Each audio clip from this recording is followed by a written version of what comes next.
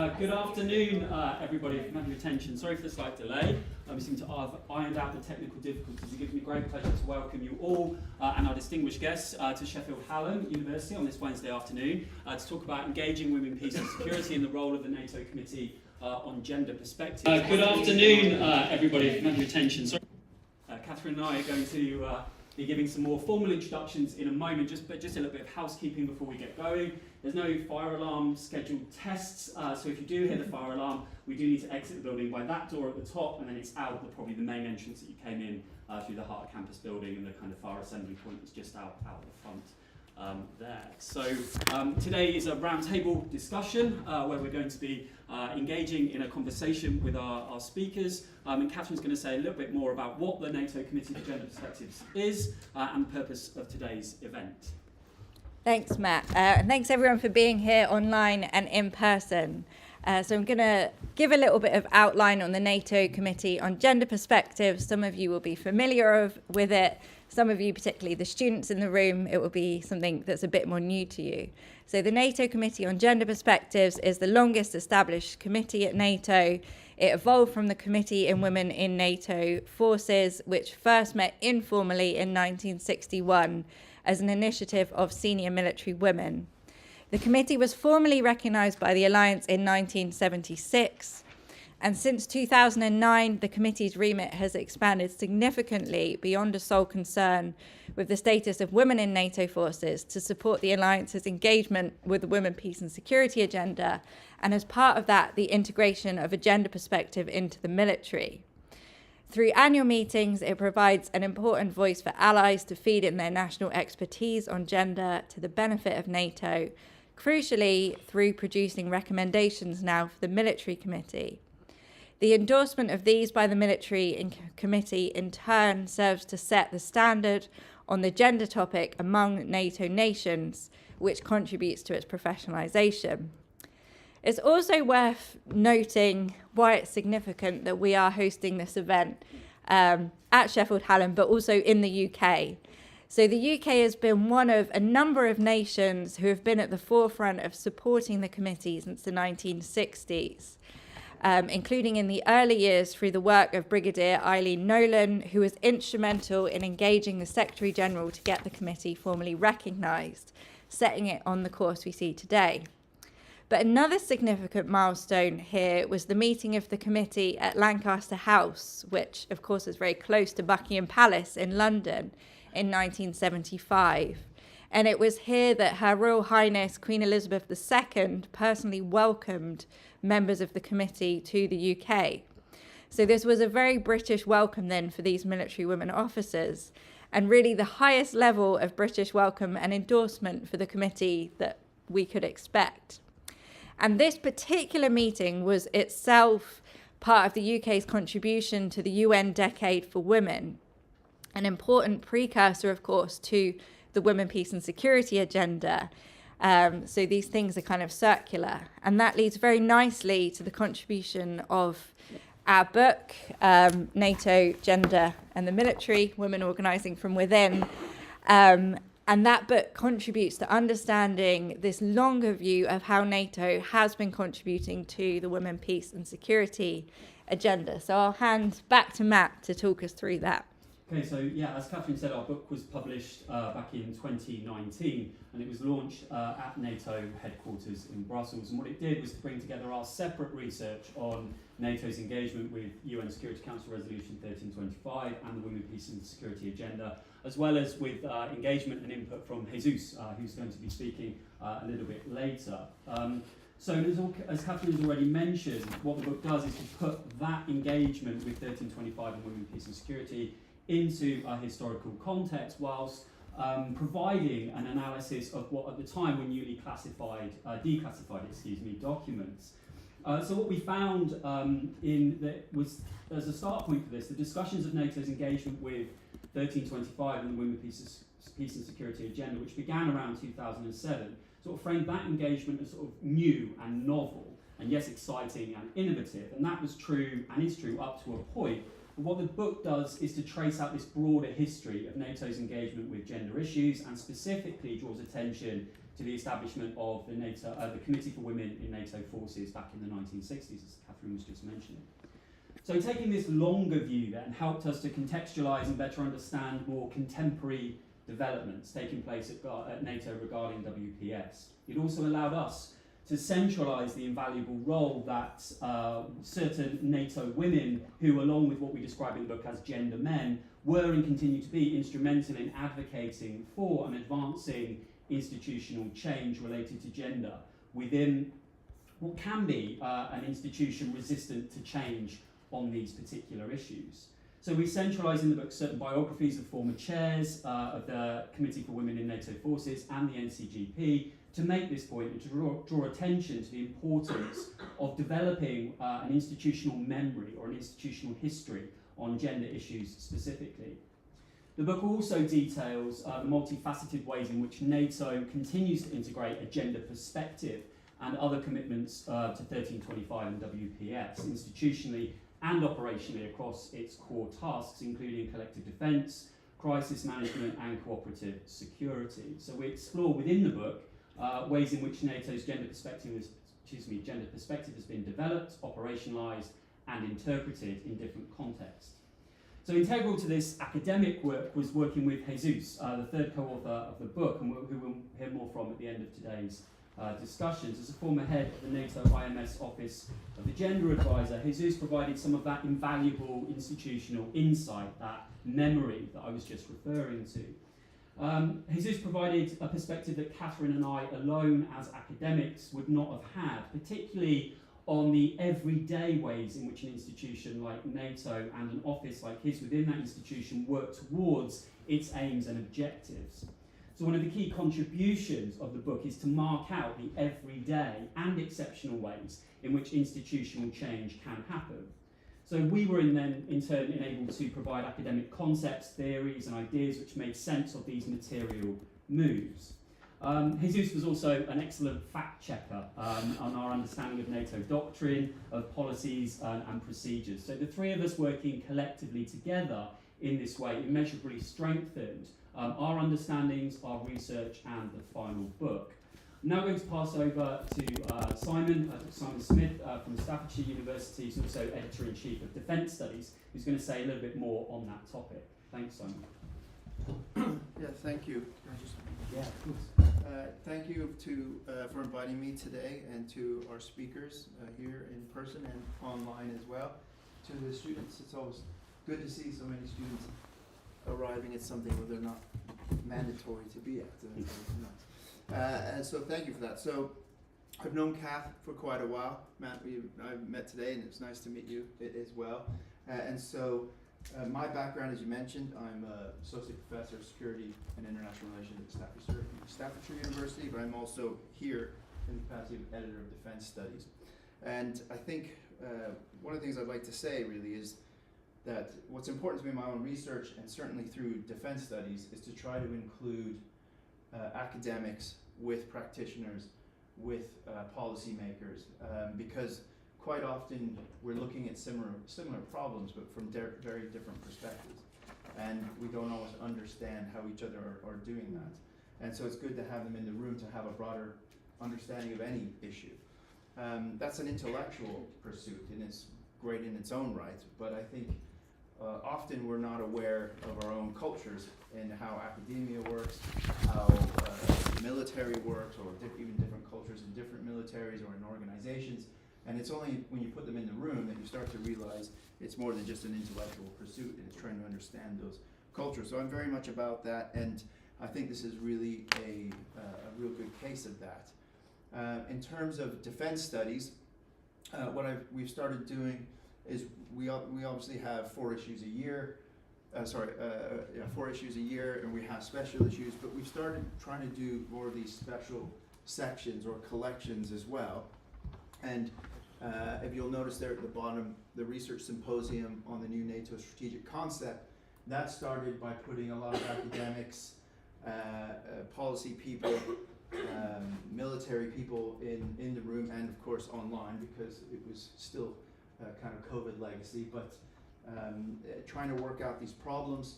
It was in the run-up to the expected publication, or the actual final release of the NATO strategic concept. And so it was a real good, I think, case of having all these different perspectives come together, and the end user being the NATO Sec General. Now, academics, are always looking to do more than just be so-called ivory tower academics. We're trying to have impact in the real world, and that's not always easy, especially if you're in this world where you're not sure who's reading or not. And the more discerning of you have noticed a picture that was cycling through the NATO SecGen with your book. I don't think it gets any better than that in terms of publicity for an academic, so well done. So we've peaked, we know it. So that was a case of it. It was published just that research symposium, the findings and the articles out of it were published just as the strategic concept was published. We also connected it to an article in a broader publication online with an outfit called War in the Rocks in the US, and that was published with a former US ambassador to NATO. And so we really tried to make sure that it was read by practitioners, policy people, as well as academics, because they tend not to have access to journals like Defense Studies. So we made sure that they could. And so that's what we're hoping to do with this as well. And obviously the work that's ongoing out of today, we're expecting a publication to be, well, it'll be underneath in that section, hopefully early in the first quarter of the new year. So I look forward to seeing the work in print. Thanks, Great. Thanks, Simon. Thank you, Simon.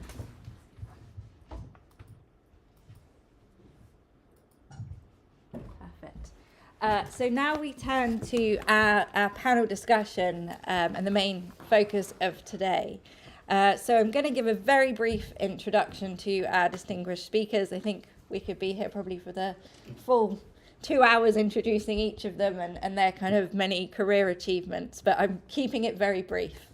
So we have first to closest on my right, Major General Kristin Lund. Kristin served as chair of what was then the Committee on Women in NATO Forces from 2004 to 2005.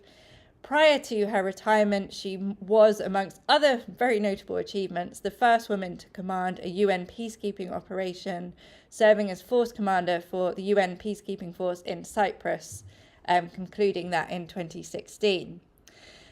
Then, further to my right, I have Brigadier General Katrien. She was chair of the committee from 2018 to 2019, and again, very briefly, she currently serves as Director of Logistics at the European Union Military Staff. And then for those in the room above my head, and for those online, I'm not sure where our next speaker is, you can work it out, we have Lieutenant Colonel Diana Morais. She's very recently completed her term as chair of the committee from 2022 to 2023. She's currently an advisor to the Portuguese Ministry of Defence. Okay, so Matt and I have some kind of questions for all of you, and we're going to kind of ask those, but we want to keep this as discursive as possible, so it might be that we follow up and interrogate you, or not interrogate you. It's the wrong word. You know what I mean. Follow up to find out a little bit more as we go along. So the first question I have, and I'll ask this of Kristin first, if that's okay, is what made you take up the role of chair of the committee, and what were your perceptions of the role on day one, and how did those perceptions change, if at all, during your time on the committee and I guess now? Thank you. Thank you very much. Katharine, first of all, thank you very much for inviting me. It's very nice to be back in England, and for me now as a retired, it's important to share the knowledge, especially within NATO. And even though it's a long time since I've been in NATO, unfortunately I see there's still things that needs to be worked on the day to day. Just to jump straight into your question, I come from Norway, and Norway is one of the founding mothers, so to speak, of the committee. They were from the beginning, 61. And in Norway, we have always been in the forefront. I was kind of, since I've been the kind of first generation in the military, educated as the same as men in our defense forces, then, it's been a struggle. So in a way, whenever you want to share, you want to empower other people, you don't want them to go in the same trap or do that long way up. So when that came, and I started first as, being a part of the team that we sent to the committee. And then after a while I became, the delegate. And then it was Norway's, tour. Well, they asked in NATO who is willing to be the chair and chair-elect. And then in 2021, I was asked to be chair-elect, and I was that until 2003, and then from 2003 up to 2005. So, and I think, so it was actually my defense headquarters that asked me to do it. And I think that is important. It has to be that link. And then your second question is, what were your perceptions of the role? At that time, I thought that it was great because coming there, I was just in 2003, I came out of Afghanistan, the first NATO contingent that were deployed to Afghanistan. And I felt I had so much experience in a way to tell what was important or not, and what was, NATO, what was the missing link when we were there.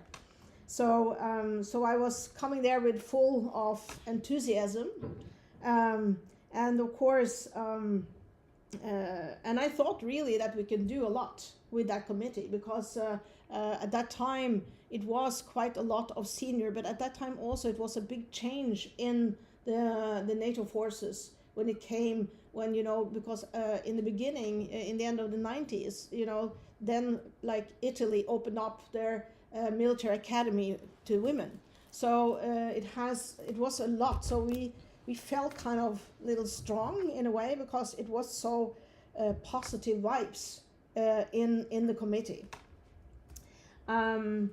And especially, the Secretary General at that time from the Netherlands, Jaap de Hoop Scheffer, he had stated that it was not about transforming structures and preparing our new roles, but also about the way NATO functioned and wished to be perceived as an open, transparent, and modern organization, recognizing and promoting the role of women throughout the alliance. So of course, with those words that he opened up our meeting, we had a lot of will. And how did they change, if at all? That change at the time, it was kind of a good vibe, and in one way that it was important to have people all the time at the headquarters in NATO. That was not in the beginning, it was not an office there. That was kind of coming much more to to be there permanent, and that was good, even though it was not getting the right people. You need to have a certain, it was supposed to be for senior women, and then we realized that they were so young, the ones that came. And also another thing that we were able also, it was that we also introduced in a way, or the need also to bring in the Partnership for Peace countries. That also happened in that period. And I think that is important, because the mission in Afghanistan told that NATO are totally dependent on other nations to maintain operations over a longer time. I think I stop there. Thank you. And same question to you, Katrien. Okay. Reflections on first day and I guess last day. Good afternoon, everyone. Also from my side, thank you very much for having me and giving us the time to share our reflections from back in the day. There's a difference of 13 years between Kristin and me as being chair. So I'm from the Belgian Armed Forces. I was not asked at the time from my own armed forces to become a chair. And maybe to explain you a little bit, it was the first time I heard about the NATO Committee on Gender Perspectives was back in 2013, where the then national delegate for Belgium asked me to take her place. And then I was saying, but what is this? What are you talking about? Explain, please, because I was not aware. One of the first issues I encountered that within our national forces, the NATO Committee on Gender Perspectives was not really known. And to me, 1325 and WPS, I was not well aware of what exactly it was. One of the first issues I encountered. And the people that know me will have really understood my reaction. Me? Why me? So she said, come with me. In 2013, as a backseater, I attended, as a backseater of the national representative, national delegate, the NATO Committee on Gender Perspectives. And then I saw for the first time the added value of the NATO Committee on Gender Perspectives, what exactly WPS was all about, what 1325 was all about. So that was for me a real eye-opener. And only then I realized this is something what I want to do. I'm a female officer, I was a major at the time. So again, also very young, even though the idea is for senior representatives for the national delegations. So I was very young, but this is something I wanted to do. So for 4 or 5 years, I was a national delegate. And then again, that's why I said I will start by saying how come I was involved in the NATO Committee on Gender Perspectives. It was the executive commander and a lot of the national delegates and the executive committee that asked me to be a candidate for chair, because they liked the way I behaved, I think, you know me. My motto is say what you mean and mean what you say. It's even in my signature, it still is. And even though at that time I was a lieutenant colonel, I may have been still young, but on the other hand, they liked the way I wanted to move forward, and I wanted to move this thing forward. And all the aspects Kristin told you about that she encountered and hoped for 13 years prior to my being chair, I still encountered during my time as a chair. We wanted to walk the talk. We wanted to move beyond the rhetoric. We achieved a lot, because that was the time, I think, between 1819, that we really got the appetite and the willingness of the really senior leadership, like the Secretary General. You see me in one of the pictures handing the book. With the book launch, I think it was in 2019, handing the book to the Secretary General. I don't know if you read it, but he was very interested, and he was very interested in what the NATO Committee on Gender Perspective was all about and what we could achieve. There was the DSG, Roos Gattemudder at the time, that addressed the audience. There was Secretary General that addressed the audience during the open conference day. So they wanted to walk the talk. So that was one of the things we really wanted to invest in. It was also the time that we managed in getting up or installing, I will call it like this, the national, what's it called again? The national reports. There were initial national reports, but that was very, it was the questions that were asked to the member states, the nations, on where they were at, what they were doing to improve on WPS and 1325 and everything that relates to it. Not only internally, so within your armed forces, but also externally. But as from the military perspective, we often see the external aspect. So how can we be, or how can we improve, to put it that way, operational effectiveness? So what can we do to make it happen? And because this is also one of the things, depending on what your audience is, and until then, this was not really addressed, depending on the audience, academia, leadership, the boots on the ground, politicians, your narrative needs to be different. If you want to sell this, your narrative needs to be different depending on who you are addressing, because you want to have them on board. And telling to boots on the ground, we need more women, this is not the good narrative. But telling them what you want to achieve, and by the way, it would be helpful to have women to go to Afghanistan and talk to the villages, because the villages often are run by women. And by the way, so over 50% of your target audience, put it that way, are women, boys, and children. So you have to adapt to your culture. That's why I also need women in the field. This is something the boots on the ground understand and what they're willing to work on. Okay. So since 2013, and then 16, 17 as chair-elect, and then 18, 19 as chair, this is a little bit what we worked on.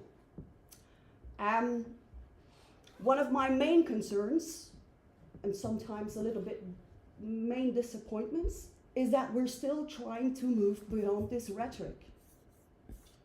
Because we keep saying the same thing, and we keep trying to involve our senior leadership, and they all say the right things, but words need to lead to actions, and it's very difficult. It is very difficult, because it are the nations that are responsible for providing the troops, for example, to make NATO's work happen, if I can call it like this. So, and not every nation is moving forward at the same pace. But that's okay. And this is also something to be considered. And this is something I only realized, I will say, at the end of my term. It is okay for some nations to move slower than others, as long as the willingness is there to move forward. And that is one of the main things NCGP, I think, can still act upon and how should I say, help everyone to be a forum, if I can call it like this, where different delegates from the nations can come together and learn from each other. What works? What doesn't work? Okay? What are the best practices? And maybe I should stop here, because otherwise I will take all of your time. Thank you, that was excellent, Katrien. And I think one thing to highlight there actually is the national reports. So they're freely available on the NATO website. So for any students or indeed academics kind of interested in the status of women in NATO forces over time, they provide a really useful kind of snapshot to compare over the last 20 or so years, a really important contribution of the committee. So Diana, above me, in front of me, last but not least, your reflections on your first day in the role and your perceptions of the committee and what they are now. Well, thank you, Katrien. Good afternoon, everybody there in the room and everyone that's watching us online. I would start with a disclaimer, just to say that all the views that I will express here are my own, and that I'm not here representing my nation. And with this being said, I would like, of course, to start by thanking Matt and Katrien, especially for the research they've been doing about NATO and in particular about NCGP and their book, because it was really helpful to me as chair to have that tool that I could read and consult whenever I needed to understand what was the history of NCGP. And thank you also for inviting me today to share my thoughts about this. So my story of joining NCGP is it's kind of similar to Katrien's. So in 2015, I was appointed Army Gender Advisor. And for some reason, I found out there was this committee at NATO, and I was able to attend the annual conference in 2016 for the first time. And it's exactly like Katrien said. I was overwhelmed with the conference.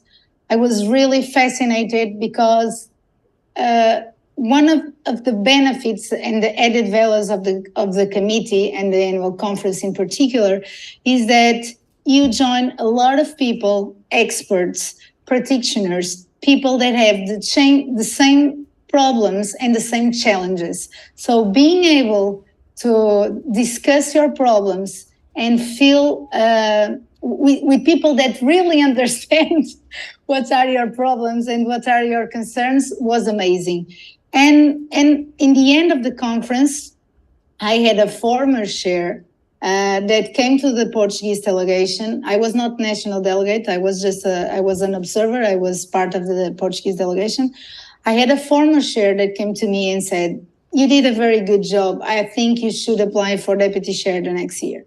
So that was in my head the next year, and I did everything to convince my boss and then the Portuguese Ministry of Defense for apply to the deputy chair position, and that was it.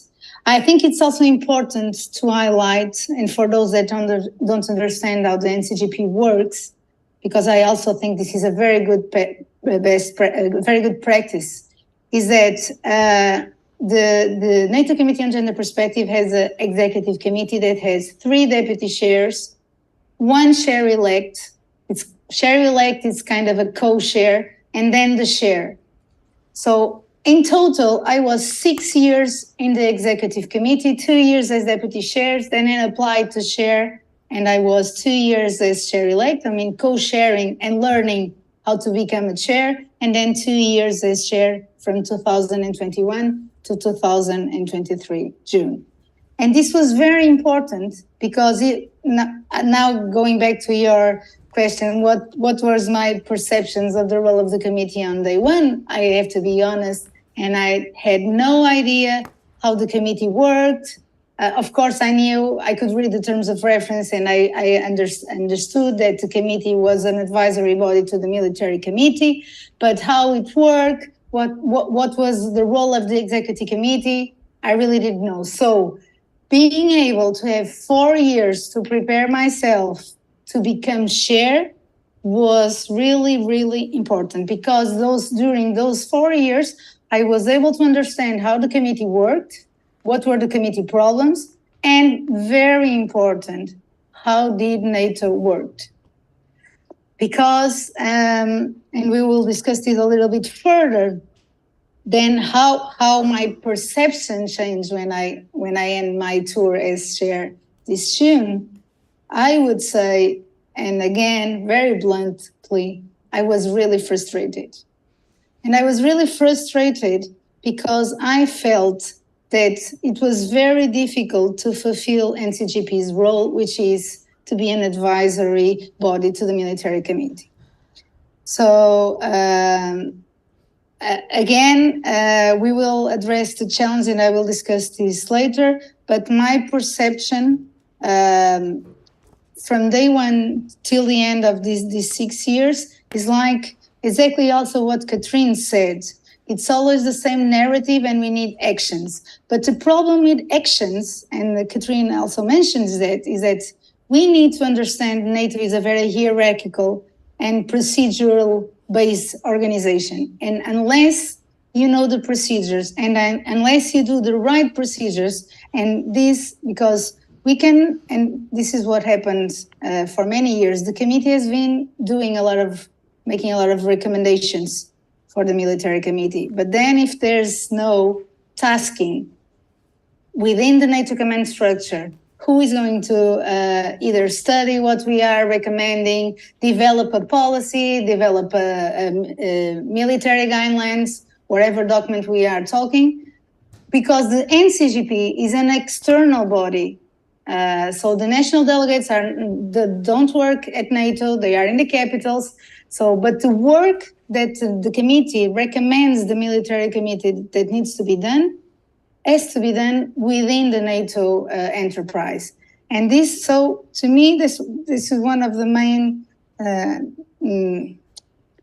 flaws, I would say, in the committees, is this connection between this group of experts and practitioners that are external, and that is developed, then making it happen. So the difficult part is making it happen, making the actions, making people accountable. Because it's like Katrien said, you have, and at the political side, you have Secretary General, Deputy Secretary General, everybody very committed. But at the military committee, at the military side of the house, we have to have the same commitment, and not only the talk, but the actions. And well, I will end here. Thank you. Okay, thank you very much for your reflections on those questions. I think there's some interesting kind of crossovers in how you were speaking about your kind of learning that took place on the job and your perceptions of what the NCGP was before joining as chair or as deputy chair.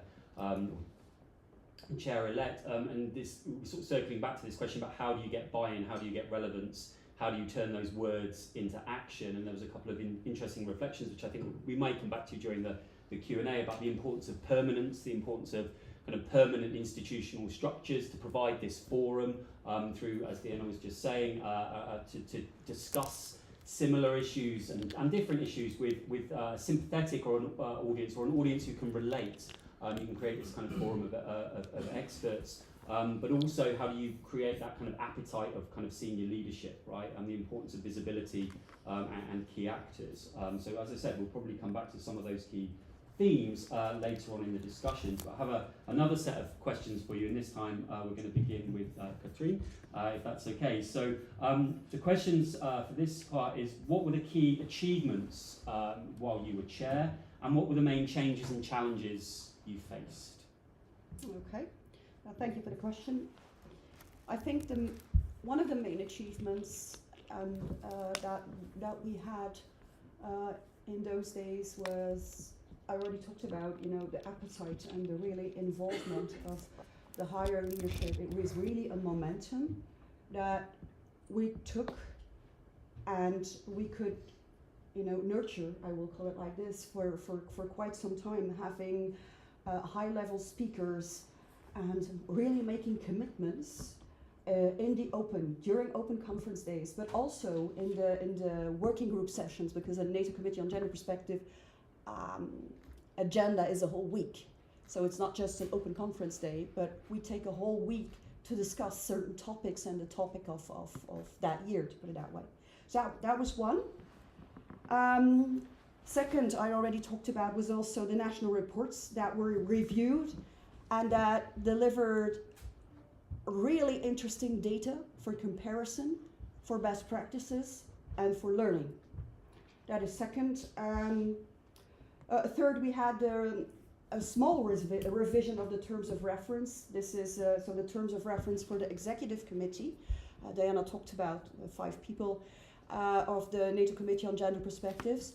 And that was just a small thing, but making it mandatory for one man to be in the executive committee. Because that was not mandatory till then. And what we absolutely wanted to avoid was keeping the idea of NATO Committee on Gender Perspectives, it's a women's thing. It is not at all a women's thing. It's a leadership aspect. It's a leadership challenge. So, and this is not only a challenge for female leadership, it's also and especially a challenge for male leadership. So we absolutely wanted, as then, one male representative in the executive committee. So there was a small revision of the terms of reference. There was the book launch, very important. I cannot keep on repeating this enough, I suppose. There was the integration of this topic in, I will call, military routine, which was not obvious at the time. And if I say at the time, 2019, that was yesterday. Okay? So it should be, we always say it should be inherent in everything we do, integrating gender perspective. So also in planning of military activities. It was not. So it was finally, especially I will say at the strategic, often at the operational level, not enough at the tactical level. So again, I'm talking about the boots on the ground. But at least there was integration of this topic at the military routine, as we call it. A lot of documents, guidelines were brought out that helped the nations, but also the NATO HQs to make sure that they could integrate a gender perspective in their daily activities and in planning activities. This is not obvious, but also, you know, it was there finally. On the other hand, I talked about making words or walk the talk, but walk the talk is not only documents. If you need actions, having the documents and all the references in place, okay, that's a tick in the box. But then you still have to translate them into real actions. But at least at that time, with everything we had at the time, the documents were, I would not say produced, but they were there, and there was a good guideline for all the nations and for the military HQs to work on those.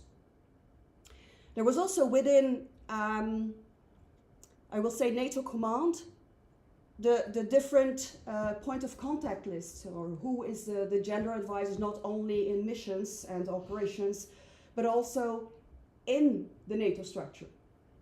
So this was also not set up till then, and this was also one of the things that we could achieve. What to me as a chair was very important is that I had a great cooperation of DG IMS, so the Director General of the International Military Staff. So the NATO Committee on Gender Perspectives, as Diana said, is independent, but it's an advisory body to the Military Committee. And I had direct access to the Director General, which was great and also required. So if now this wouldn't be the case, just put your foot in the door and make sure that you have regular contact.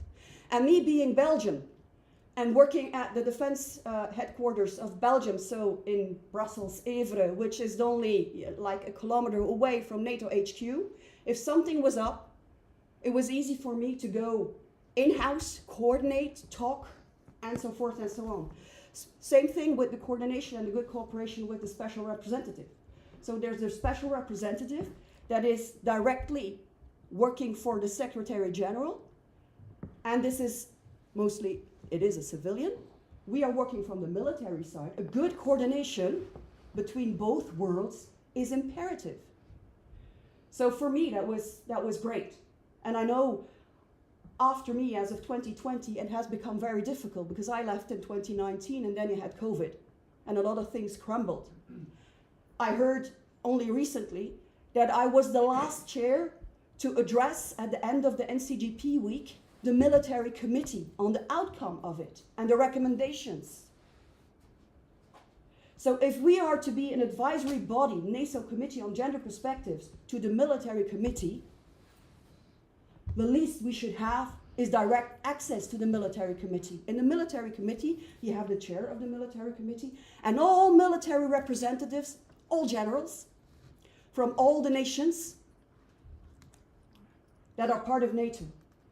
And if you can address them directly, if you sit there, whether you're a major or lieutenant colonel, whatever rank you have, if you can address them and tell yourself as a chair, explain yourself as a chair, what you have achieved with the group, what your objectives are for the year to come, that has real value. And they ask questions. I remember I lived the first time, I was still a national delegate, when this was done, that the chair could address the military committee. That person spoke. We were, as an executive committee, attending. We could listen in, no questions asked. But that was the first time. I have to admit, I forgot what year it was. But the year after, there was already a question. And I can tell you the number of questions I had in 18 and 19, and they were really interested in what we wanted to achieve, on how they could cooperate and help us in achieving those goals. Because they understood, the more you interact with them, the better they understand the relevance of what you are doing. And I think these, to me, and I think I said enough, again, were the best, the most interesting achievements that we had during our time as chair at NCGP. Thank you.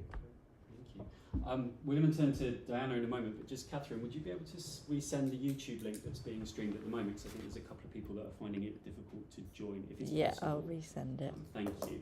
Okay, so Diana, same question to you, please. Okay, key achievements and challenges. So Yes, unfortunately, things changed a lot since Katrien left. Of course, the pandemic is also changed. It was also because of the pandemic, but of course, it was not only because of the pandemic. But talking first about the key achievements, I would mention two. Only two, Katrien, comparing to your long list.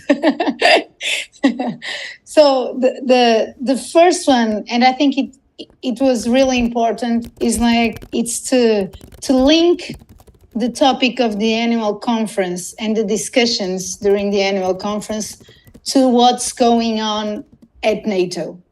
So in 2021, we addressed, NATO was in the process of developing the new strategic concept. So in 2021, we discussed how gender perspective should be integrated into the strategic concept.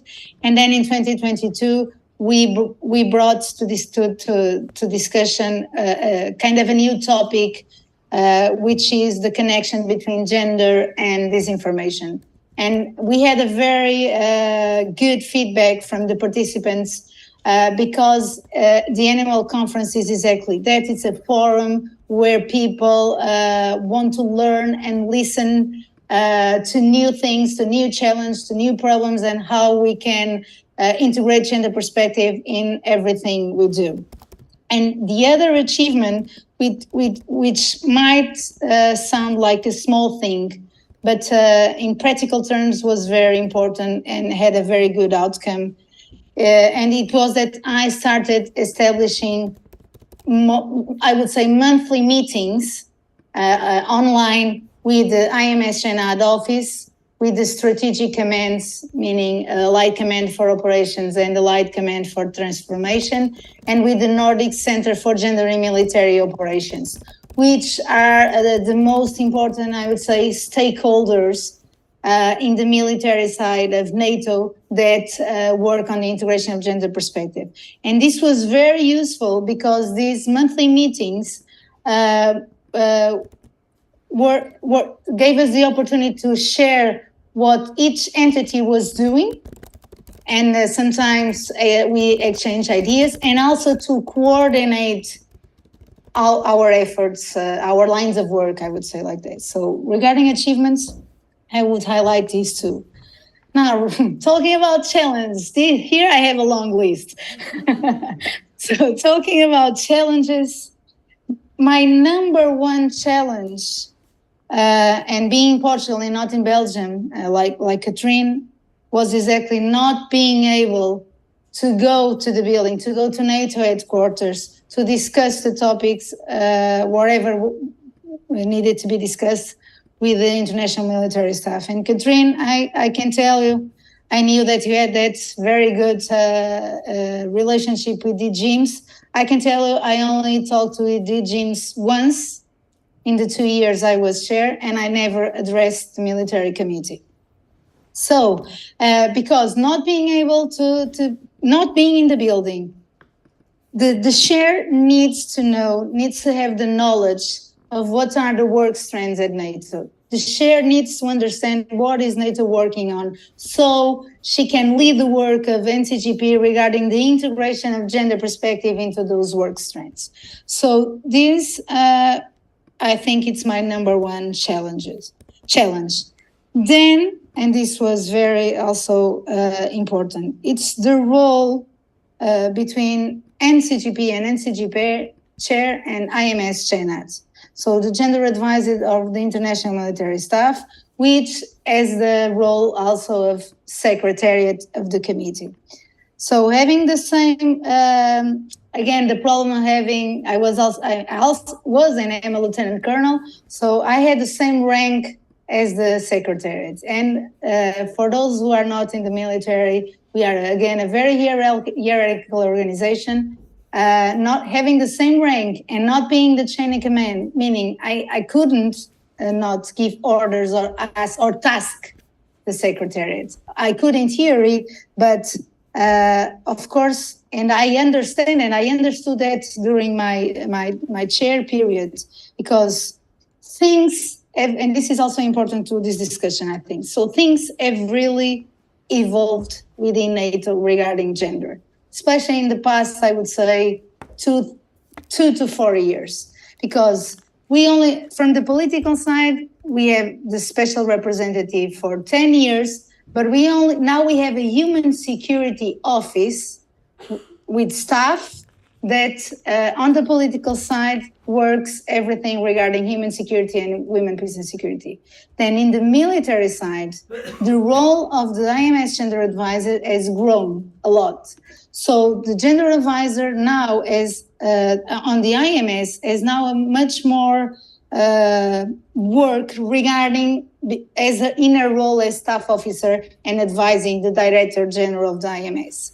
So I understand that it's difficult for the IMS gender advisor to balance between the work being secretariat to the NCGP and being and advising the IMS as a staff officer.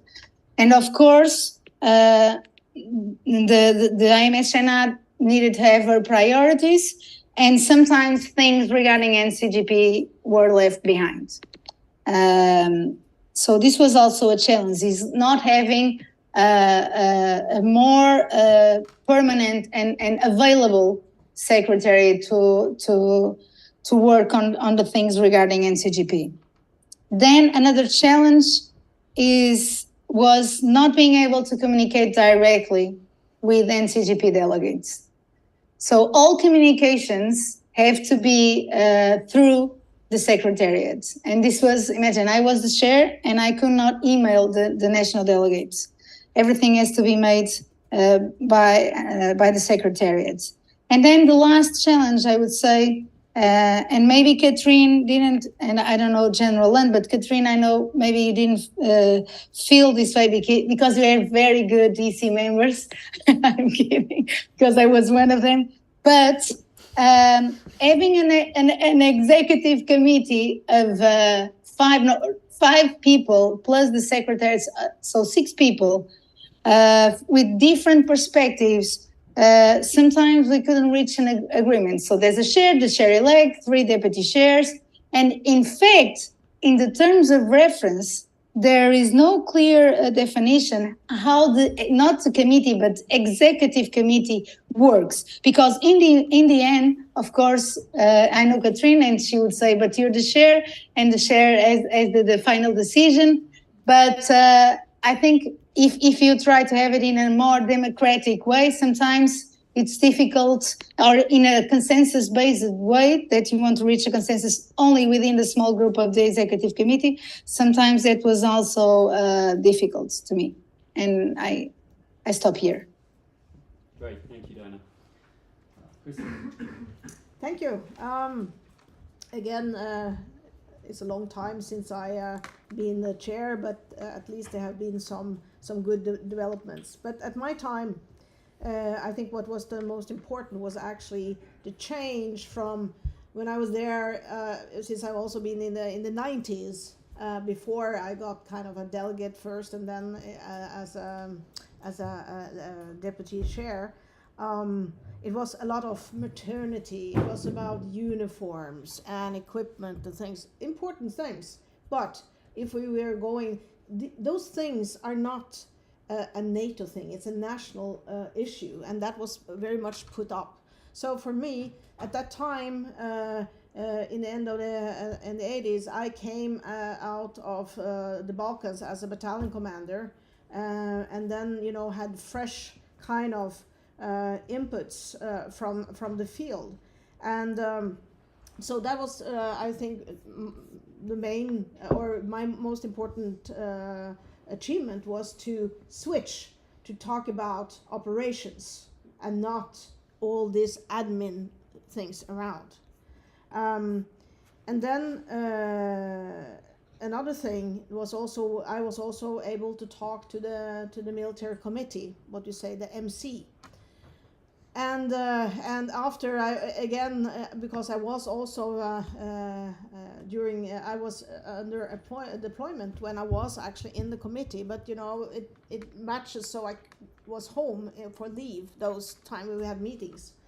But then then at that time I was lieutenant colonel, and at the end I was a full colonel. Hearing from me in the military committee that we are not fulfilling the ISAF, the International Security Assistance Force in Afghanistan, we are not fulfilling the mandate. And they looked at me, and shaking their head, what are you talking about, And I think that, of course, there were not very many questions at that, but it came afterwards. But I told them examples, that when we deployed in 2003, there were no attachment. NATO always make a plan when they deploy to a place, an operation plan. And in that plans, there are several of annexes that are kind of regulating the different kind of services. At that time, I was working with what we call CIMIC, Civil Military Cooperation and Coordination. And in that annex, there were not mentioned at all anything about gender. There were no activity lines, as we call it, how to engage in the civilian society. NATO, when we were having big exercises, and not in operations, exercises, the civilian population, they were gone, they were not a problem. We didn't take that into account. And now you can just see today with Israel and Gaza, it's all about the civilians on the ground. So I really put that down to the military committee, and I think that was also then changing. And then suddenly, as you hear both from Diana and Katharine here, that now you have a gender advisor. At that time, there was nothing when I was there. So, but I had the access, and I think that was some of the achievements. What was my main challenges I faced was that me as lieutenant colonel or full colonel, when I was briefing the military committee, I kind of experienced them, because they were old generals and admirals that had never been deployed in NATO operations, because the NATO operations started in the Balkans in the end of the mid of the 90s. So I knew, because I'd been out there, what I was talking about. So in one way, very often then they will do that kind of depression techniques that we have forces that have been serving there and so on and so. But I've seen the difference when you have a focus on gender, especially in Afghanistan, because I could speak to 100% of the population. When I was in the Gulf War in 1991, Operation Desert Storm, before most of you, or at least many of you, were born, then you see, I could talk to everybody because I was in uniform. And even in Saudi and Kuwait and Iran, Iraq was quite different when it comes to gender. So and trying to tell them that I have I can talk to, you can only talk to 50%. And when Afghanistan, the British didn't have any female, for example, since we are in Great Britain, you didn't have women in the infantry at that time, in the beginning of 2000. So I had to lend out some of my female officers so they can actually do house search, because else they could not go into houses. If it was only women in the house, that could jeopardize the life of that women. They could also jeopardize the lives of those soldiers. And trying to give them practical examples. But it took a long time. Well, I will say that the next contingent, the annex, was put in order. So then it was actually, and they really, but they had to feel it to understand it. So when men really understand that that it's a need of having access, because the women in Afghanistan are the ones that are in charge of all the children, the next generation. The same is in Gaza. It's the women that are taking care of the children. And these children have only been experiencing violence. So the segment or the target audience, you have to think about what is the target audience. And I think that was my challenge, greatest challenge for those, because those men, and it was only men at that time, they didn't understand what I was talking about because they haven't felt it. And I think that was the biggest challenge. Now it's better, thank God. But I think it's still a long way to go. And then the other challenge for me as a chair was that, also mentioned I think by you, Katharine, that the delegation or the delegates from the different countries were not linked to their defense staff. They were too young. And the whole committee was senior, and you know, at least when you are senior, you're not a lieutenant, you're not a captain, you have to be a staff officer, and a staff officer you become when you are a major and above. And of course, the more seniority you got, the more experience you will have, and that is also better. So I think that was also some of the challenge that I met. Yeah, I will stop there. Thank you very much. Thank you all three. Thank you. So I think we've got two kind of good taglines there from the generals. So Katrien's say what you mean what you say, and then Kristin, you've got to feel it to understand it. So if we take nothing else away from this event, those seem to be some things to live by, I think. So the kind of last question that me and Matt have for you before we go to Jesus and then we open to the floor for questions is a bit of a bigger question, really. And it's, what do you see as the role of the committee for supporting NATO's work on women, peace and security, and as part of that agenda, the integration of a gender perspective on the military side? So we're going to go to Diana first. Okay, thank you. So I'm going to give you my thoughts about the future of NCGP, and it is a little bit easier for me because since I only left in June, this was something that the committee was already discussing. The future and how we should revise the terms of reference. So I hope this can contribute to the discussion. So the way I see NCGP is having what I consider is two main roads that are twofolded. One is being an advisory body to the military committee, and the other a forum to share best practices and challenges among the nations. So these are the two key roles I believe NCGP has and should continue to have. Then I think it's really important to understand that NCGP, because like you said, Katrien, it's the oldest committee in NATO, and it's not a regular military committee working group, because within the international military staff, they work in working groups according to each different topic, but NCGP is not a regular military committee working group because during all these almost 50 years of history, NCGP has led much of the progress of implementing women, peace and security agenda within NATO. So it was not only focused in military and the military side of the house, because it also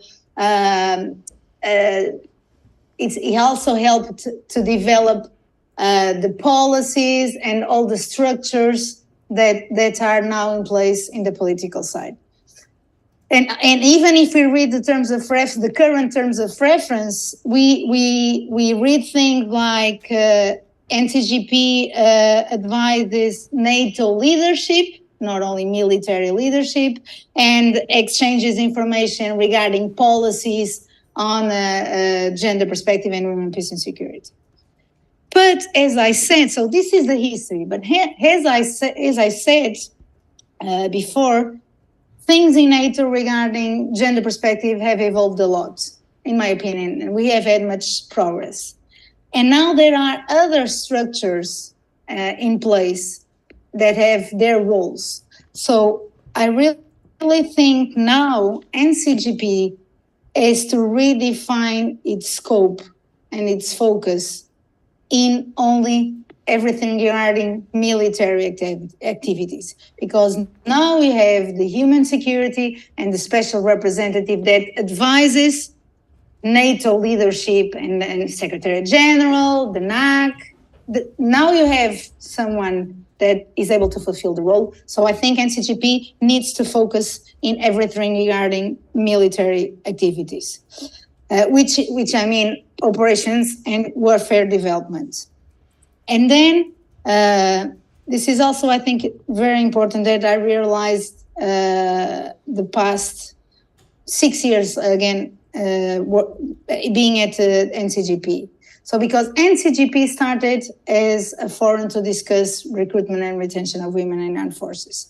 And their role, and it was very important, the role of NCGP in that. And then in 2009, it shifted to focus on integration of gender perspective in military operations. And my opinion is that we need to, or NCGP needs to focus in both.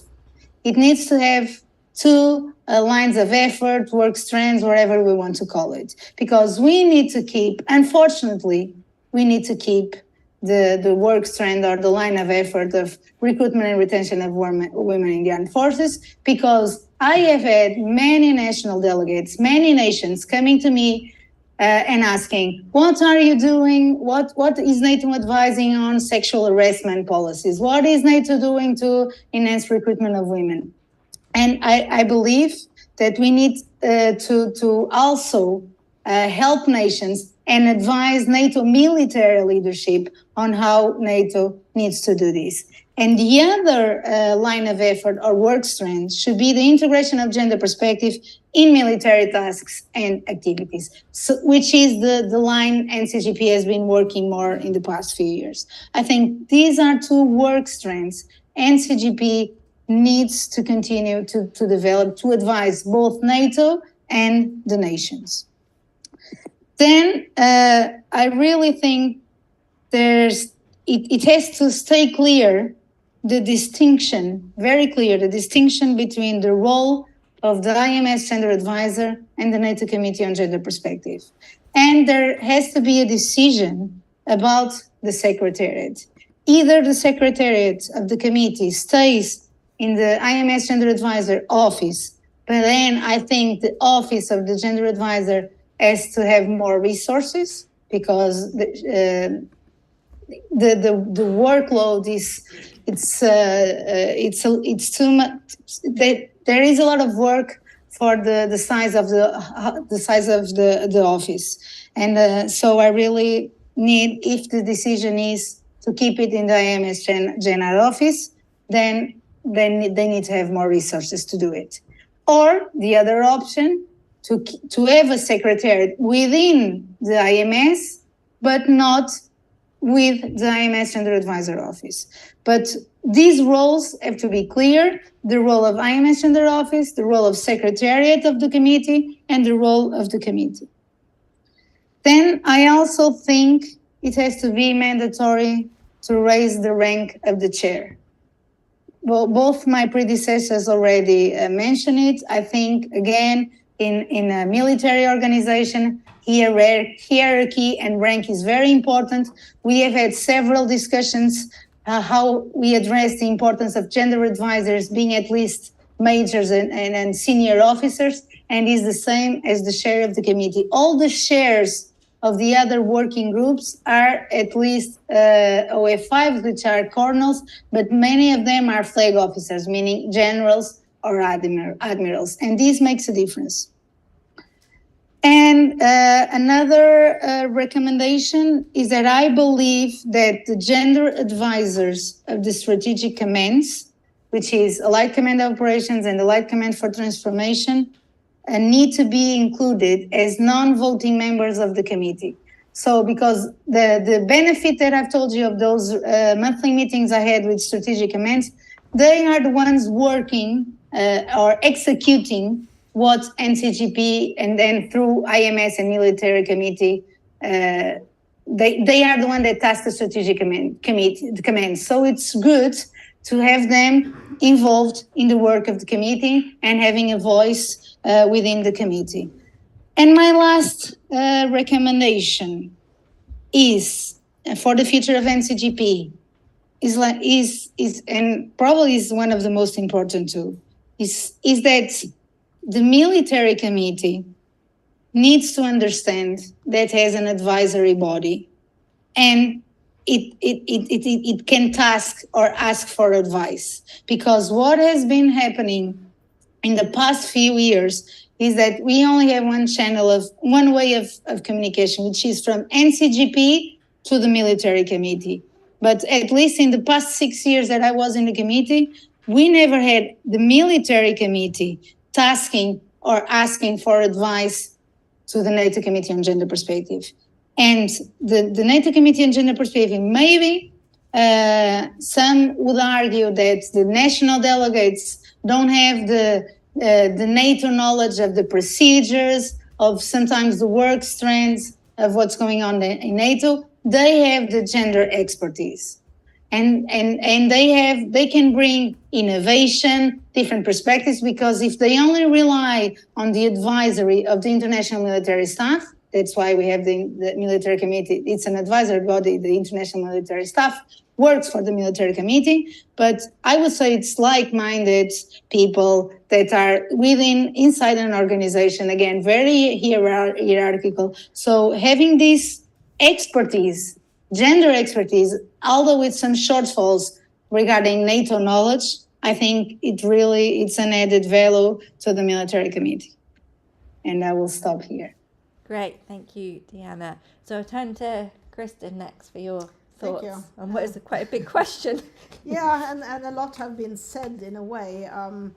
I think, sometimes we have to also be realistic in what is possible to achieve.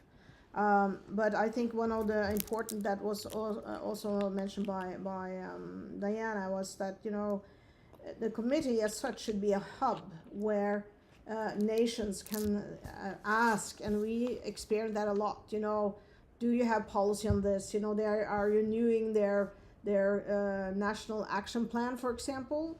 And I hope now that all, and I'm not quite sure because I haven't checked it, that all the NATO countries has a national action plan. That is also something that this committee should be involved in a way to check that it's kind of linked with what is the policy, and that I think comes also to a challenge in the NATO, because you have doctrines, you have policy papers, and that's where you need to get this in, and that is done through the working groups that are in NATO in all the different areas, and I think that's where the committee also needs to work sideways to other committees where they should be aligned in a way where they can pick up things, and you can, because are you having some of the same goals, it's much easier to achieve them. And we also have to remember that this is the responsibility of the nations. And I think that's why I'm kind of stressing the seniority sometimes in the committee, because then it's easier. They need to, in a way, be linked to the defense staff, so to speak. I also think that GenEd should have probably more personnel.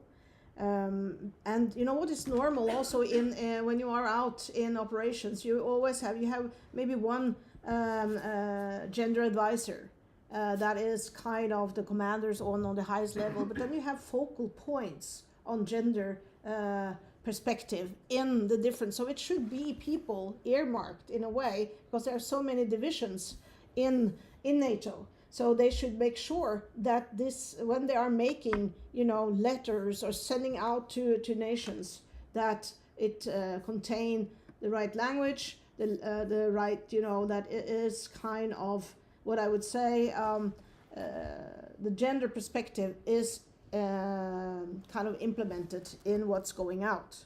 That could also be a kind of a role. But then again, on the civilian side, you also have the special representative. That in a way, so there are two ways in a way, in the one in the military and one special representative. And I know the one now, it's a Italian woman, and I know her from a mediation network. And of course, sometimes it's difficult to go and balance all the levels. You know, we have the tactical level, that's the boots on the ground that Katharine had been talking about. And then you have the more operational level, and then you have the strategic level. But now, you know, because everything is happening today, you know, in the old days when we didn't have the mobile or technology that you would have, you know, we can see what is happening in Gaza today. We didn't have that, so you had some time to make the plans, so it took longer time. But now it's so important that you are right on, and I think that's you have to be able to work on strategic, operational, and tactical level at the same time, and that's what we call, when we are out in the field, you have the strategic corporal. So a soldier in Afghanistan, you know, if he were talking to a mullah or a governor in one of the provinces, and that governor probably had, you know, direct contact to the president, and then, you know, there was just one phone call, and that little thing that didn't mean a thing became a huge issue. So that's how the things are now. That's why I think, back to the working group again, that it is important as an advisory. And I think also that, what else, focal point, I put that, hub, I just have to check her now with my, maybe with some glasses on.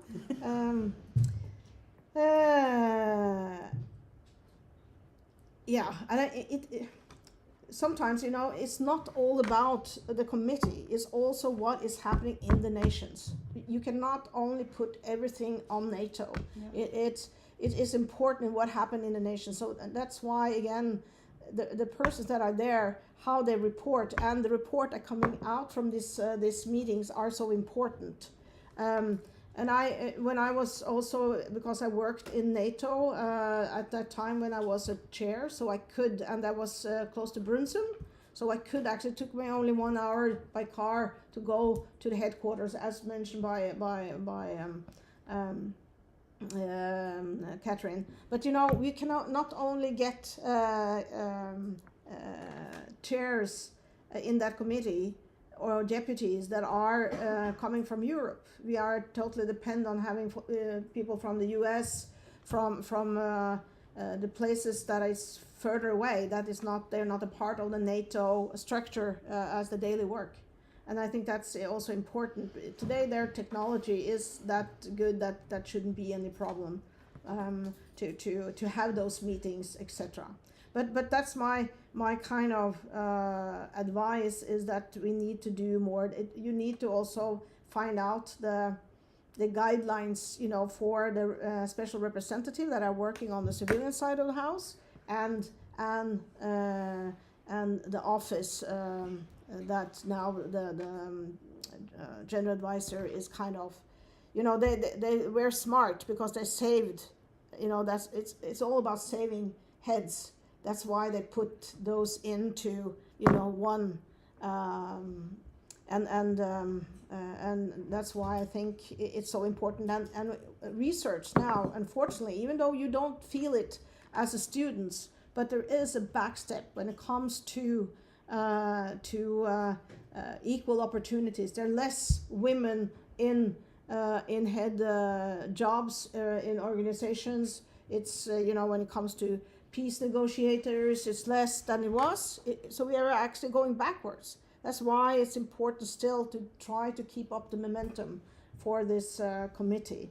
And I think that Diana also came with a lot of good recommendations, and I'm sure that with your fresh woman from the committee too have more to plan. I don't think Over so. to you. No, I think everything has been said. To me, what is an absolute requirement is that the NCGP remains an advisory body in the real sense of the word to the MC and IMS. That's one. Because, but I mean in the real sense of the word, and show that you are a credible partner, not only as NCGP, but also as executive committee. But also always keep the sense of realism in the back of your head, because this is the reality we live with. The people at NCGP, they have other jobs too. They have a main job and they do this in addition to. The people in the executive committee, they have their main job and they do this in addition.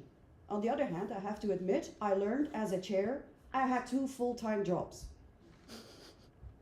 And you have to be willing to take up 2 full-time jobs if you are chair or a member of the executive committee. That's my humble advice. I think the NCGP is the military view, as the special representative gives you the political view on this topic. So you are not in competition, you are complementary. And we need that complementarity. The civilian look on this topic and the military look on this topic. You need both. NCGP needs to remain the link between all the member states, all the nations, for internal and external aspect of this topic. So external operational effectiveness and missions, internal, and Kristin in her time, she managed to step aside or step away from only we need more women and we need this as a combat dress so there's more to it than that. But for many nations, this is still an important aspect. Not all nations have all positions open for women in the military. So for some nations, it's still a struggle. So for them, getting our best practices from other nations and NCGP and NATO is very important. So as NCGP, you can remain the link for all the nations, depending on their needs in this domain. What is important, and it has already been said, in executive committee, but also for the national delegates, make sure that you have the right level of representation. And that you have a mandate to speak. That you're not there, just there to listen, but that you can also speak for your nation. Because it even says, NCGP national delegates are senior national representatives, preferably at the Chief of Defense Staff, so CHOD level. If I said correct representation by the nations as national delegates, but also as a whole within NCGP, then I mean you need a balanced representation between military experts, people with that lived the experience, but also the people that work at MOD level, that know how it works. I remember when I was chair, I only had my boots on the ground till then. I did not know how it worked at MOD level. How do you make things work at the political level? I didn't have a clue. So you need those people in the room. And also, I will not forget, the academia, the academic world. We included them in this. And their perspective on this topic is as important as the political or the military perspective. Voila. Learn also from the past. This is what we're doing now. We have Lieutenant Colonel Mail, the current chair of NCGP, here in the room. This is brilliant. Learn from the past. Learn from our mistakes and learn from our best practices to not repeat the same mistakes again, because we all make mistakes. And when it comes to the future, I think what really needs work and attention is the aspect of accountability. Because this is what we struggle with. How come we are not where we're supposed to be yet is mostly due to lack of accountability.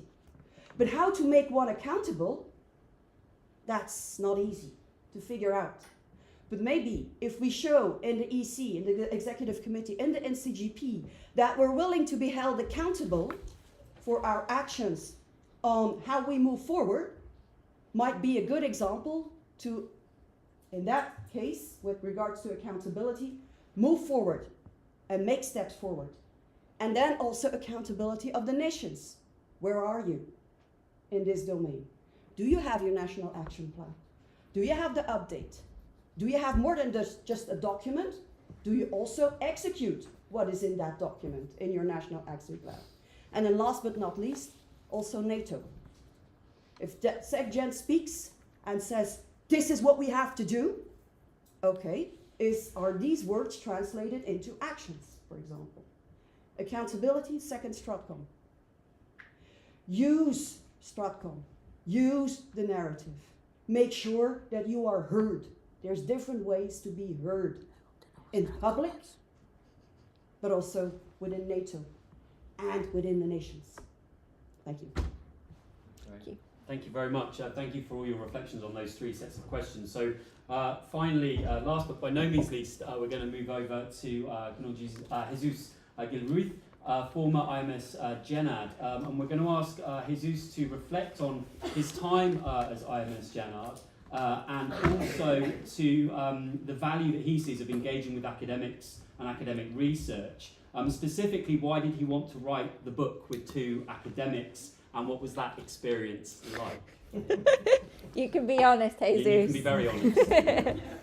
We'll just good morning, everyone. Good afternoon, Europe and the UK. It's very nice to be here. It's very nice to see all friends, how they are doing and how they work.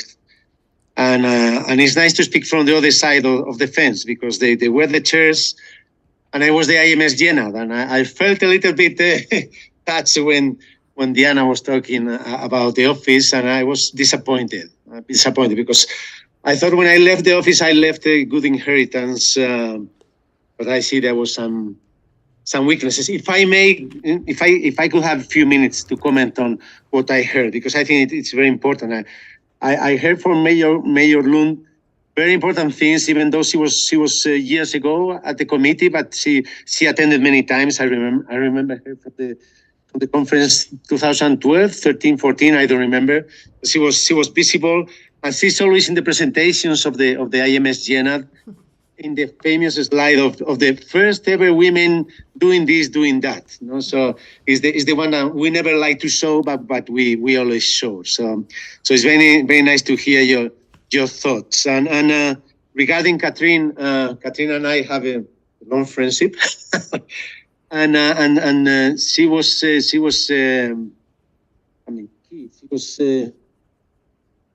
critical for many things in the years 2013 to 14 and 2015. I'm not going to mention them because these are some secrets we keep. But she helped a lot, having for the first time ever. And I think that it was the last time to have the open conference outside the NATO walls. We have it in the Belgian military school, and it was a very nice experience having the Princess of Belgium as a guest speaker, giving her thoughts about the 15th anniversary of Resolution 1325. So it's always nice to work together between delegates and executive committee and the chair, etc. And I will mention later about what Diana said about the cooperation between the office and the chair. This both of them had to be the best friends ever, regardless of their nationality, their rank, or whatever. They have to be best friends, and they have to give up their proudness of their whatever. Okay, I continue with Katrien. Okay, because I follow her mandate, and I was very, very, very proud of her leadership. She was fantastic, and I knew from Magda that she was really great. You know? Regarding the national reports, this is something that is part of the book, by the way. So we use the national reports. This was part of my fight to have them visible and to have the nations reporting in a let's say a procedural way and not in a chaotic way. So I'm glad this is working, and we have the reports in the web page. why this is important, because when we have meetings at NATO and we invited the military representatives, we have many times the comments from the national representatives. Oh, I didn't know we have such a small number of women in our armed forces. So we have to explain to them when they have in their armed forces, because they didn't know. So you have always to fill reports, to send documents for them to be aware, because they are not aware at all. They are not aware about the numbers, and they are not aware about the limitations that women suffer when they want to work in the combat area, or to be an infantry officer and or a soldier. So, and it's happening to me the same in Colombia. So the things replicate. The same problems I had there, I have them here. So, my friend, I was very happy to see you very active in social networks, very visible. This is very nice. Remember, if you are not in the media, it never happens. So seeing you in LinkedIn and in Twitter, etc., I was very happy. But I shared your frustration. Your frustration was my frustration, and it's a different one. But if you remember my words, I always said this. No, it is more frustrating to work internally at NATO than externally. So it's very nice to travel and to meet people, because you are always welcome. But internally, you are always in a combat area. So yeah, I understand your words. Okay, I always think and I thought that who are you as an IMS general or as a chair of the NCGP? Are you at the strategic level? Are you at the operational level? If you are at the operational level, you have to ask for permission to the strategic commands. If you are at the strategic level, are you part of the MOD or are you part of the Chief of Defense? So all these questions were always there. So, and I guess they are still unsolved. No, as I said before, the support of the office of the JENA to the chair is critical, and they have to work together almost on daily basis, and they have to have a chat every week and how this is going, and these are the news, and this is what is happening, because the chair lives in their world, and they live in their country doing their job, and they don't know what is going on at NATO. So you have to be let's say, informing them about what is going on, no? And if you can arrange a meeting with the DGIMS IMS, even if it is online, arrange it anytime. Well, of course, if it is with the military committee, even better. No, but the relationship has to be almost perfect. Okay, I don't think that I would change the terms of reference in the sense that the relationship between the general and the chair should be different. By the way, I'm saying chair, but in the old times, and Major General Lund, I'm sure she reminds this, it was the chairman or the chairperson or the chair this, chair that. At the end, as Linda Simon said, Jesus, you turn me into a piece of furniture because I am a chair. So, but I like the word anyway. I am very grateful that Major General Lund mentioned the protection of civilian issues in Gaza and Israel, and especially international human rights, humanitarian law.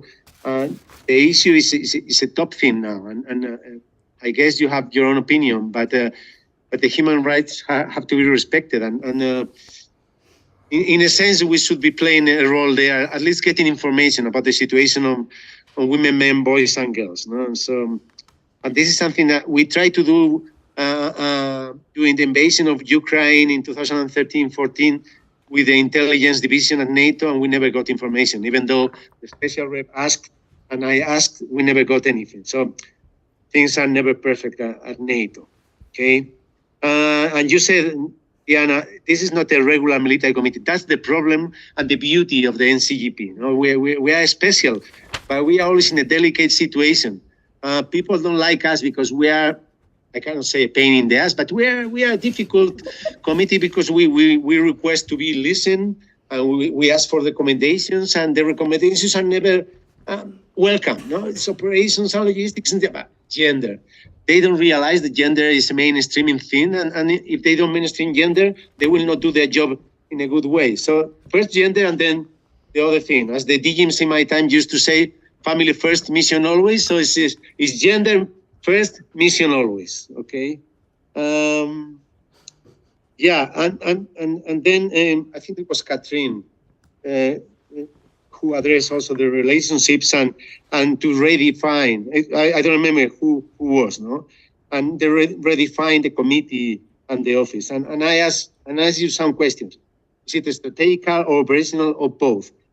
The relationship with the special representative of the Secretary General, the relations with the strategic commands, which sometimes are difficult, sometimes are nice, with the operational level, with the Nordic Center. How can we feed the chair on operational issues, training issues? How can the chair of the committee participate in these training events? This is a good thing, an interesting thing. As I said before, the committee and the delegates are coming from the political side of the Ministry of Defense, are coming from the operational side of the Chief of Defense Office.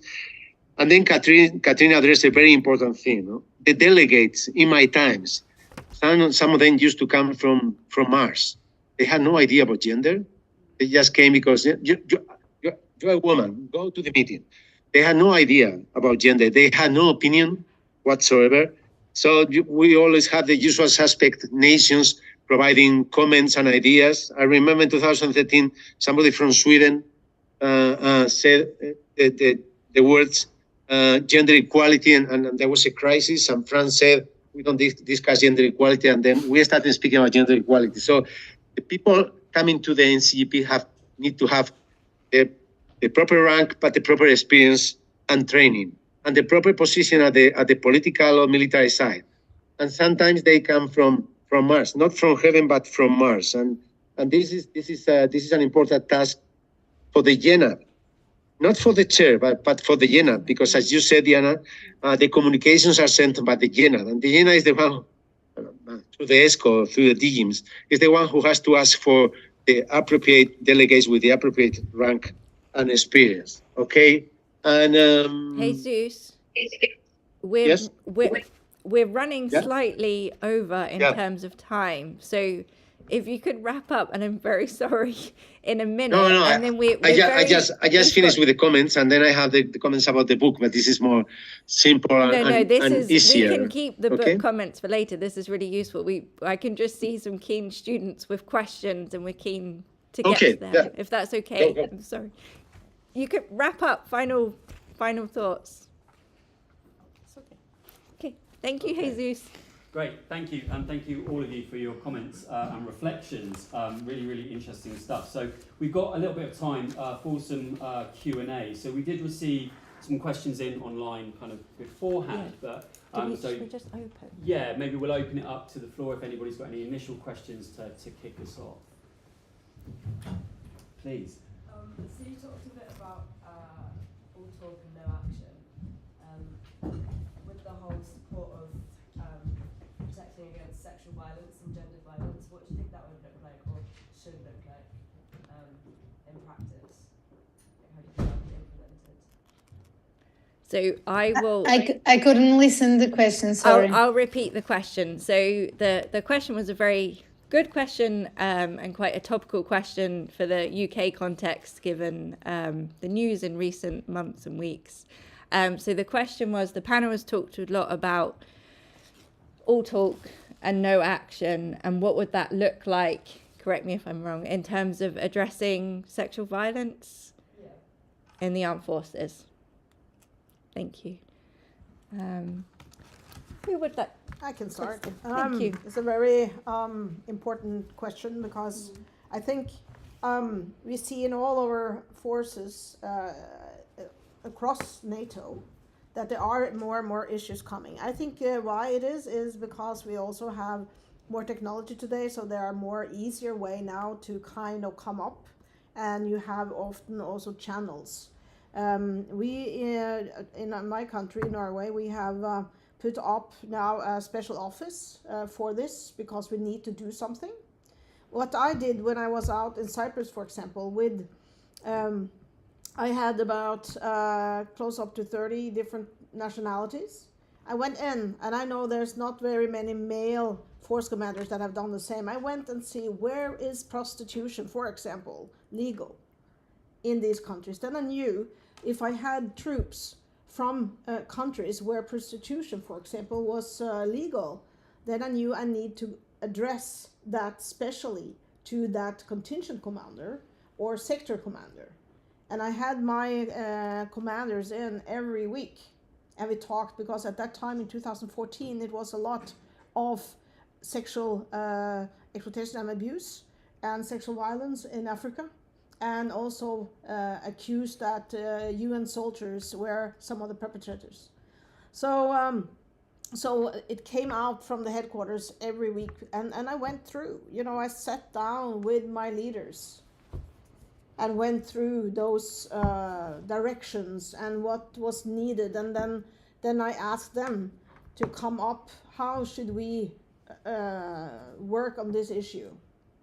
Luckily, and touch wood, we didn't have any cases in Cyprus, because that was a kind of a benign environment, and it was not that. But there's always, where there are soldiers, there's always a danger of sexual abuse. So that is, the nightmare for us as leaders, and that's why it needs to be addressed. You have. And I think UN are actually better than NATO in that respect. We have mandatory training every, third month, where we address code of conduct, where we address these issues with sexual violence, and what are you doing if you are witness to that? What is the report? What can you do? So I think it is coming on top of the agenda much more in very many of the nations or the countries, NATO countries, but it's also need to be addressed. There's tons, I say tons, at least there's 9 UN resolutions that all our NATO countries have signed and endorsed. So in one way, that needs to be, when you do the operational planning, as we call it, it has to be taken into the planning. As simple as that. And again, when you are an officer or a soldier, you are actually an ambassador for your country, and you have to act like that. So in a way, you need to address these issues with all personnel. It doesn't matter rank, it is important for all. So maybe what we do with the questions is, if any of our speakers, Jesus, Diana, if you want to come in on any of them, or Katrien, but if you don't, then we can just take more questions, if that's... Maybe as an add-on to this, Kristin addressed, I will say, the framework, how to address this in operational mission and in planning. So as of the beginning, when you plan before you even deploy, maybe to address the issue, I will say internally within the armed forces, it's simple. Don't hide it. Acknowledge that it exists. Make sure that there are tools available for everyone to report, and then do something with it. I know it's easier said than done, but this is the only way forward. And when you address the issue, when you communicate on, values, on code of conduct, make sure that you do not address only women or the girls, your cadets in the military academy, for example. You address everyone, because it does not only happen to women, it also happens to men. And if you do not also acknowledge that, you have an issue. So it may be a short answer, but this is the way forward. This is what you have to acknowledge. Thank you. Any other questions? We've got, I think, Jesus okay. coming in. Yeah. Well, just very briefly, following what Katrien said, reporting is the first thing. The problem is that people who is going to report know the consequences, no? And if the procedures are not, in some countries, are not confidential, if you are going to be re-victimized, people will not report. So procedures, we have a lot of policies, as General Lund said. We have policies, legislation. The problem is the implementation, and people who are committing this have to be out of the armed forces, and people who are victims, they should report, and the procedures have to be confidential. In that way, this will work. Thank you. Any other questions? We'll go over here. So Connor and then Ellie. Thank you, everyone. So you mentioned at the start around sort of 60s, 70s, like the kind of trailblazers with women, kind of gendered men kind of thing at the beginning. And I know through your research, Katharine, that you've set out that the hegemony of masculinity is sustained, particularly militarily. So despite a lot of progress, women are still viewed perhaps as having sort of holistic and softer traits, which can potentially pigeonhole women into like more feminized tasks. So two questions which kind of link together. But first, with like a sort of politically fragmenting and sort of populist Europe and potentially like return of Trump, is further significant gender progress only possible with the work of sort of gendered women? And secondly, would the focus be better served on enhancing sort of gender conscious masculinity, like gendered men thinking, and actually not reproducing? If so, how is that done? So I'll try and paraphrase. This is a very good and interesting question, and I'm just aware because of our tech setup that, yeah. So the question was, there was two elements to the question. So thinking back to, like, you know, the trailblazing women in the 60s and kind of the gender men that we talk about in the book and the gender women. Do we need kind of more men to support the agenda was the first part. And then the second part was about kind of thinking about being more kind of gender conscious in like how men are men and how women are women. Is that? Yeah, essentially. I didn't do it quite as eloquently as you, so I apologise for the two speakers online. It's a tricky one, but a good one. Should I start? You can start, Deanna. Yeah. So I only heard some words of the person that made the question, but I think I've heard something about hegemonic masculinity. Okay.